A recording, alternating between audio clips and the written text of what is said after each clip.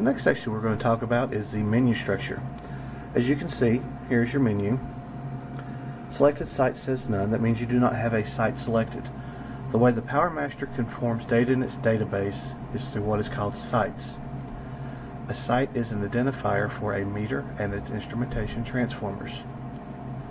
The site name must be unique, must not ever be changed, and cannot be edited in the future. For that reason, we usually suggest either a transformer number or a locator ID for that site. It is recommended you do not use the meter number because meters may be swapped out at some point. Option 1 allows you to select a site, or edit a site, create a site, delete a site. We'll go into this in a later section as far as how to completely set up a site. Option 2 is component test.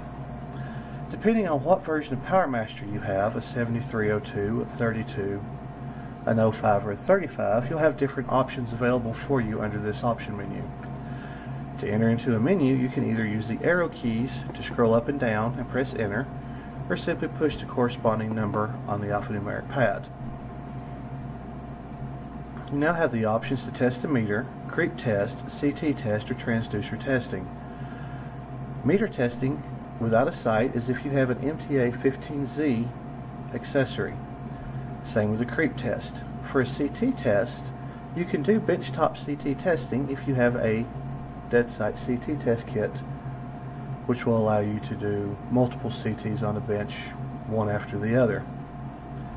And finally, transducer testing, which requires a transducer test kit and allows you to test transducers.